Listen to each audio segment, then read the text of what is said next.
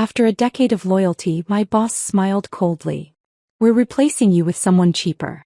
Business, nothing personal. I nodded. Thanks for the notice. What they didn't know. I held the patent on the software they depended on. Next morning, their system shut down. The words hit me like a slap, sharp and cold. For a moment, I just sat there, staring at the man across the sleek conference table.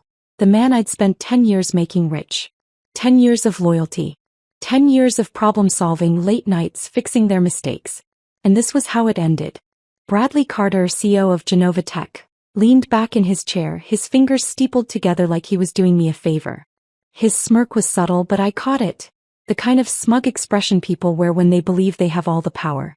We've decided to bring in someone more cost-effective, he continued, his voice smooth, practiced. It's nothing personal, Ava. Just business. I clenched my jaw, forcing my expression into something neutral. It wasn't just business. It was betrayal. A decade of my life, gone with a single sentence. The conference room was silent except for the soft hum of the city outside. Through the floor-to-ceiling windows I could see downtown New York stretching beneath us. Thriving, relentless, a world that never paused. But in that moment it felt like everything had stopped. The board members sat stiffly around the table, avoiding my eyes. Cowards. They couldn't even look at me. I swallowed down the sting of humiliation, keeping my voice even. When does this take effect? Bradley's smirk grew. We'll need you to assist in the transition for the next 2 weeks. Your replacement will shadow you, get up to speed. After that, we'll finalize your severance package. Shadow me. They wanted me to train the very person taking my place. A sharp bitterness curled in my stomach, but I pushed it down. I wouldn't give them the satisfaction of seeing me break. I nodded once, standing slowly. Thanks for the notice. I didn't wait for a response.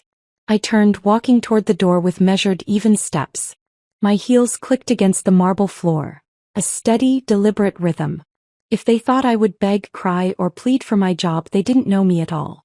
As I reached the door, Bradley's voice followed me, casual and dismissive. We appreciate everything you've done, Ava. Really. But change is inevitable. I didn't look back. A decade of loyalty traded for a cheaper model. The elevator ride down felt suffocating. I clenched my fists, breathing in through my nose, trying to suppress the storm of emotions crashing inside me. Anger. Resentment. Betrayal. Not just at Bradley but at myself. Forever believing that loyalty meant something in this industry. I had given everything to Genova Tech. I had built their software architecture from the ground up. Every system, every line of code, every efficiency that made them a powerhouse. It was mine. And they were throwing me away for someone cheaper. The doors slid open and I stepped into the bustling lobby. People rushed past me, lost in their own worlds, oblivious to the fact that my world had just shifted. I barely registered stepping onto the sidewalk, the city air cool against my skin. My thoughts were spinning, replaying every moment, every sacrifice, every night I'd spent hunched over my laptop fixing last-minute crises that weren't even my fault. And then, like a slow dawn breaking through darkness, a realization crept in. They thought they had won. They thought I would just walk away. They had no idea what I still held in my hands. My fingers curled around my phone, my pulse steady now. Controlled. Calculated. Genova Tech ran on my software. Software I held the patent for. I had made sure of it years ago. The system they depended on to process millions of dollars in transactions, to manage their entire operation. It wasn't theirs. It was mine. And they had just severed their only connection to it. I inhaled slowly, tilting my face to the sky, letting the realization settle deep into my bones. I had 2 choices. 1. I could fight for my job, beg them to reconsider, play the game on their terms. 2. Or I could let them burn themselves to the ground. The second option felt much more appealing. I walked home, my mind already crafting my next steps. No rash decisions. No impulsive moves. I wouldn't lash out in anger. I would let them believe they had won. By tomorrow morning I would revoke their rights to my software. The moment my 2 weeks were up, Genova Tech's entire system would start failing. Not through sabotage but legally. They would try to replace me but they would fail.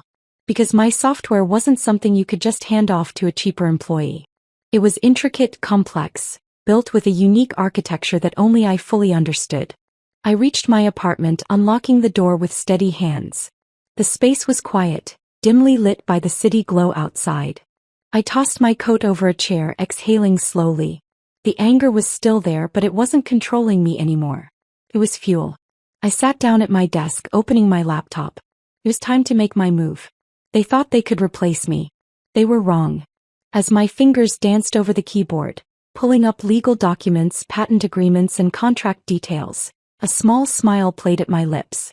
I wasn't going to destroy them. I was simply going to let them fall apart on their own. Let them see what happens when you take the architect of your success and cast her aside. Tomorrow morning, Bradley Carter would sit in his corner office, sipping his overpriced coffee, feeling smug about replacing me. By the next morning, Genova Tech would be on its knees. And I wouldn't even have to lift a finger. The glow of my laptop screen illuminated the dim apartment, casting sharp shadows on the walls. My fingers moved with quiet precision, pulling up the legal files that had been sitting in my private cloud storage for years. I had never thought I'd need them, not like this. But something in me had always known. Insurance was necessary when you worked with men like Bradley Carter. I clicked on the patent document, scanning the lines I had nearly memorized. Ownership of software rights, including all derivative works, remains exclusively with the original creator unless a transfer agreement has been legally executed. A slow, deliberate breath left my lips. There was no transfer agreement. They had built their empire on my software, and they never even thought to take ownership of it. Arrogance, carelessness, stupidity. It didn't matter which, it only mattered that it was my advantage now. I pulled up the formal revocation request. One click, one submission, and everything they relied on would cease to belong to them. Not yet, I told myself. Not tonight. Tonight I would let them sleep easy. Let them go home, sip their expensive wine, and feel victorious. Tomorrow morning the real game would begin. I shut my laptop, pushing back from my desk. My mind was buzzing, but my body was drained. 10 years in a company, and just like that I was nobody to them. The thought should have stung, but all I felt was clarity. They saw me as disposable, but they had no idea that they were the ones skating on thin ice. Without me they were nothing. I stood, stretching my arms before heading to the kitchen. The hum of the city outside filled the silence. The aroma of the coffee I hadn't touched earlier still lingered in the air. I wrapped my fingers around the cool ceramic of the mug, staring at the skyline beyond my window. I wasn't angry anymore. I was ready. This wasn't revenge. It was justice. The next morning I woke early, moving through my apartment with quiet purpose. Today was a normal day. A normal morning. If anyone looked at me, they wouldn't see the woman whose entire career had been discarded just 24 hours earlier. They wouldn't see the gears turning behind my calm expression. By the time I arrived at Genova Tech, the office was already buzzing with activity. I stepped out of the elevator, moving through the familiar rows of workstations, past the glass offices where executives barked orders into Bluetooth headsets. I was greeted with stiff nods, awkward half-smiles. People knew. Word spread fast in places like this. No one wanted to be the next name on Bradley Carter's list. I reached my office. No, not mine anymore. I corrected myself as I saw her. The replacement. She sat at my desk, clicking through files on my computer. Her blonde hair was tied back in a sleek ponytail, and she wore the same kind of tailored blazer I had once worn when I believed in this company. I should have felt something, resentment, anger, jealousy. But all I felt was certainty. She wouldn't last here. She wouldn't survive what was coming. The final instruction. Bradley called me into his office before noon. He leaned back in his chair, watching me with that same smug expression he'd worn yesterday. "I assume you'll be professional about this," he said, gesturing toward my replacement. I met his gaze, unflinching. "Of course." He chuckled. "Good. I knew you'd see reason." He didn't know anything. I spent the afternoon walking my replacement through the system. I answered every question, pointed out important files, all while knowing that in less than 24 hours, none of it would matter. I wasn't cruel. I didn't want her to fail. But this wasn't about her. This was about them. The day dragged on. At 5:30 sharp, I packed up the last of my things. A few old notebooks, a framed photo I had forgotten was even there. As I walked toward the elevator, I passed Bradley's office. He was on the phone, laughing, probably celebrating the fact that he had cut costs without a hitch. He had no idea. No idea that the foundation of his company was already cracking beneath him. I stepped into the elevator, letting the doors close. One more night. That's all they had left. At 6 a.m. I logged into my private terminal. The legal request had already been approved. Genova Tech's license to my software was officially revoked. I leaned back in my chair, sipping my coffee, calm, collected, certain. At precisely 8:32 a.m. my phone buzzed. Emergency alert. Internal system failure detected. I smirked. Right on time. By 9:15 a.m. Genova Tech was in chaos. Bradley's assistant was the first to call. Ava, hi, listen, we need you to come in. There's a situation. Her voice was rushed, laced with panic. I glanced at the time. Smiled. Oh. What kind of situation? Everything's down. The client portals. The internal databases. IT says it's a licensing issue, but she stopped, her breath heavy. They said the software isn't ours anymore. That's because it's not. I'm sorry, I said, keeping my voice even. That's really not my problem anymore. I could hear voices in the background. Someone, probably Bradley, was yelling. The assistant sucked in a shaky breath. Look, can you just come in? Maybe we can. I ended the call. I wasn't going back. I had already given them everything. I watched the news unfold from the comfort of my apartment. By noon, Genova Tech was making headlines. By 2 p.m. investors were pulling out. By the time the sun dipped below the skyline, Bradley Carter was scrambling to salvage his empire. Me. I was already building something new. They never saw me coming. I didn't ruin them. I didn't sabotage or hack or break anything. I simply let them fall under the weight of their own arrogance. Tomorrow morning, Bradley Carter would wake up to the remains of the company he thought he could run without me. I would wake up free, with nothing to lose and everything to gain. I leaned back in my chair, coffee in hand, my laptop open in front of me. The chaos was already unfolding and I didn't even have to lift a finger. The news was everywhere. Tech giant Genova faces major system outage. Clients left in the dark. A slow smile curled at the corner of my lips as I scrolled through the articles.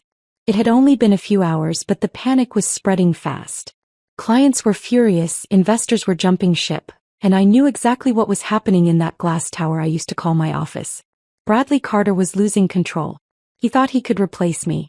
He thought I was disposable. He was learning the hard way. The first signs of trouble. My phone buzzed. I glanced at the screen. Bradley Carter. I let it ring. And ring. And ring. Then silence. I could imagine him, his frustration mounting, pacing his office, trying to salvage the mess he created. The IT team would be scrambling, refreshing their screens over and over, trying to fix something that wasn't broken. It was simply no longer theirs. I took a sip of coffee, the rich, bitter taste grounding me. They had no plan. No backup, no contingency, nothing.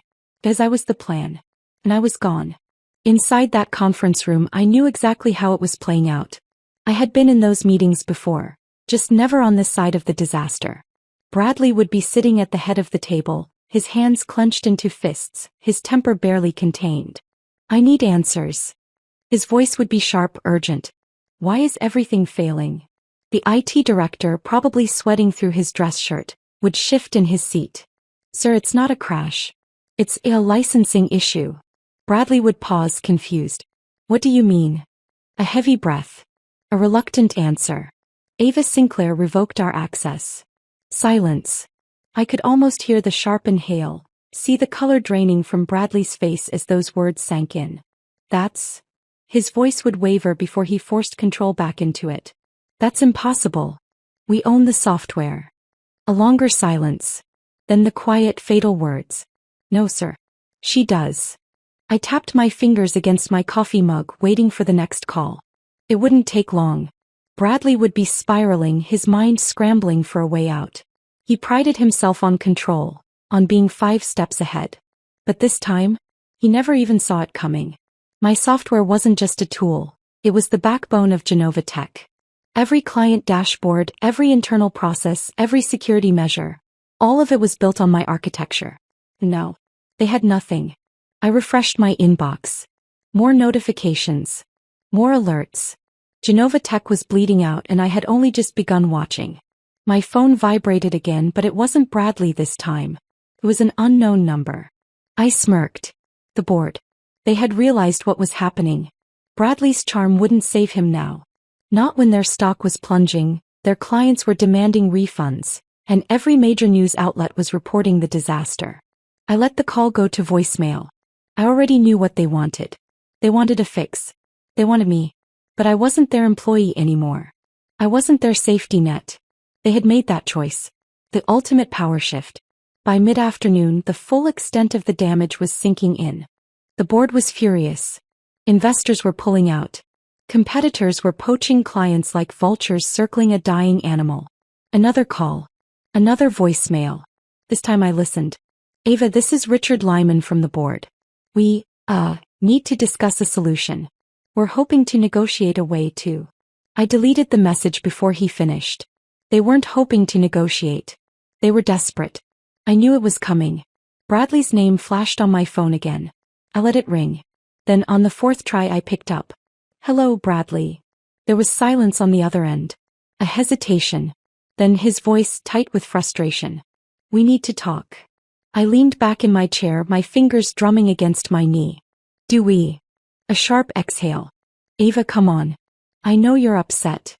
I laughed softly. Not the kind of laugh that meant I was amused. The kind that said I wasn't buying his nonsense. Upset. I repeated, savoring the word. Bradley, I'm not upset. I'm just watching the inevitable unfold. His breathing was tense on the other end. You made your point, all right? But we can fix this. You can come back. I cut him off. Come back. I let the silence hang between us before I spoke again. You really don't get it, do you? Bradley said nothing. So I continued. You thought I was just another name on a payroll, I said, my voice measured. You thought you could replace me with someone cheaper. But here we are. And tell me, Bradley, how's that working out for you? Nothing. Just the sound of his defeat settling in. Ava. He tried again, but his voice was different now. Quieter. Weaker. I'll double your salary. Triple it. Just. I sighed. Bradley. He stopped. I don't want your money, I said, my tone final. I just want you to understand something. Another pause. Then. You needed me. I never needed you. And with that I hung up. I stared at my phone for a moment, then set it down beside me. I felt nothing. No guilt. No remorse. Just the quiet satisfaction of justice. Genova Tech was failing and there was nothing they could do about it. Tomorrow morning, Bradley would wake up to the remains of the company he thought he built. Me. I would wake up free. With nothing to lose and everything to gain. I set my phone down, exhaling slowly. The weight of finality settled over me, not as an anchor but as a quiet triumph. Genova Tech was unraveling thread by thread and I didn't need to lift a finger. I had done my part. The rest? Gravity would take care of. The city outside my apartment stretched wide and endless, bathed in the golden hues of late afternoon. I stared at it for a moment, then leaned back in my chair, stretching my arms above my head. It was almost poetic, really. They had thrown me away. Now they were drowning without me. The frantic attempts to fix the unfixable. By the time the sun dipped below the skyline, my inbox had flooded with desperate emails. Subject: urgent. Please respond. Subject: let's talk. Subject: immediate assistance needed. The messages were all the same. Empty pleasantries, forced apologies, hollow requests for a conversation. I didn't reply. Instead I refreshed the news. Stock drops 37% in a single day as Genova Tech faces catastrophic system failure. A soft hum of satisfaction stirred in my chest. Investors weren't just pulling back. They were running. I scrolled further. CEO Bradley Carter issues statement. We are working to resolve the situation. I clicked on the link, watching the embedded video load. There he was. Bradley sat stiffly at the press conference table, his shirt slightly wrinkled. Something I had never seen before.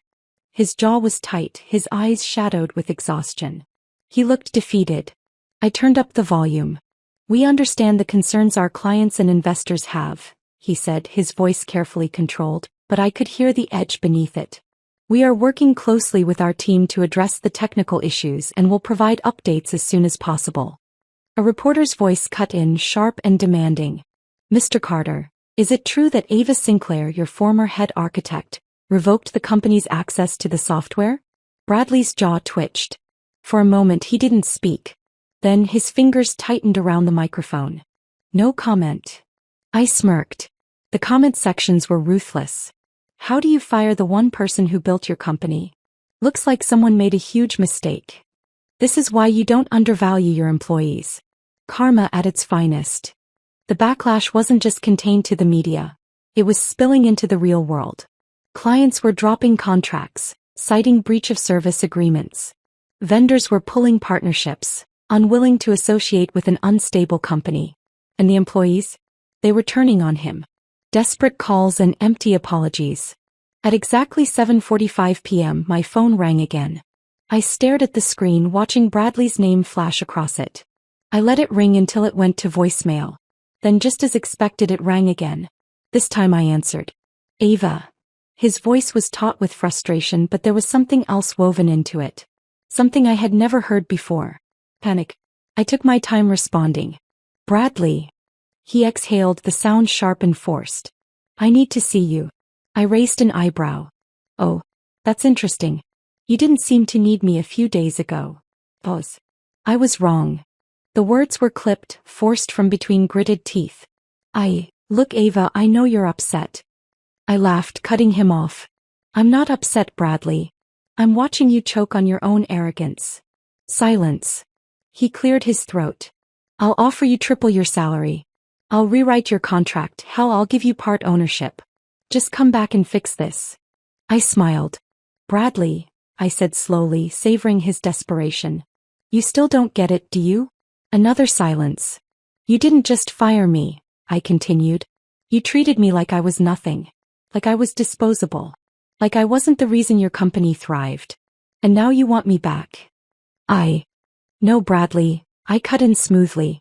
You don't get to undo what you did. You don't get to fix this with money or apologies. This isn't about revenge. I let the words hang, then added, voice calm and even. This is about consequences. I hung up. Legal consequences hit hard.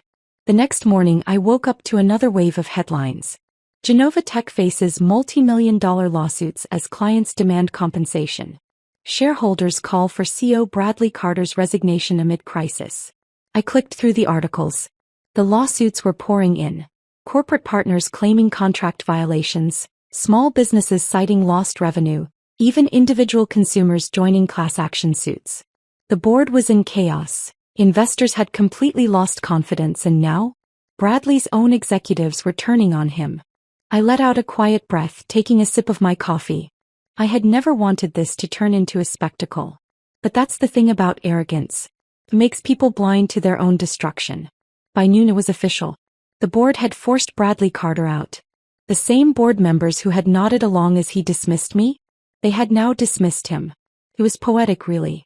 I sat at my desk, scrolling through my messages. A flood of job offers, partnership inquiries, invitations from competitors who had been waiting for an opportunity like this. I could start over. Build something better. Something mine. A soft exhale left my lips. Bradley had thought he was invincible. He had thought he controlled everything. But power isn't just about money. It's about who holds the foundation. And I had always held it. He just realized it too late. I closed my laptop. No more emails. No more calls. Genova Tech was no longer my concern. They had tried to replace me. They had tried to erase me. Instead, they had destroyed themselves. Me. I wasn't looking back. Because the best revenge is simply proving you never needed them to begin with. I closed my laptop with finality, the hum of the city outside filling the quiet space of my apartment. Genova Tech was no longer my concern. The emails, the calls, the frantic attempts to pull me back into their sinking ship. It was all over. I exhaled slowly, leaning back in my chair. For the first time in a long time I felt something unfamiliar. Weightless. The past 10 years had been spent chasing deadlines, solving crises, and proving my worth to people who never truly valued it. Now there was no one left to impress, no fires to put out, no boss looming over me with false promises. I was free. And yet, as I stared out at the glowing skyline, another realization settled in. What now? The silence in my apartment was unnerving. No urgent notifications, no meetings to prepare for, no endless cycles of proving myself. It was just me. For years I had defined myself through my work. Ava Sinclair, the architect of Genova Tech's success. The woman who held it all together. But now, I wasn't just the person who took them down. I had to become something else. Something more. I reached for my phone, scrolling through the flood of job offers and partnership requests. Competitors, startups, even investment firms. They all wanted me. They had watched the downfall of Genova Tech and saw exactly what I was capable of. But I didn't just want another job. I didn't want to spend another decade building someone else's empire. I wanted my own. The industry takes notice. By morning, the business world had already shifted. The same industry insiders who had once praised Genova Tech were now dissecting its downfall. One architect. One decision. The collapse of a giant. How Ava Sinclair outmaneuvered the very company that betrayed her. I wasn't just a former employee. I had become a symbol, the cautionary tale for companies that undervalued their talent. And that was powerful. I stepped out onto my balcony, the crisp morning air biting against my skin. The city stretched out before me, alive with possibilities. I had the leverage, the name, the reputation. Now I just needed a plan. I spent the next few days sketching out ideas, making calls, reaching out to old connections. People I trusted. People who knew what I could do. The idea was simple. Build something better. I didn't want another tech firm bloated with bureaucracy and greed. I wanted innovation without the corporate rot. A company that thrived on talent, not exploitation.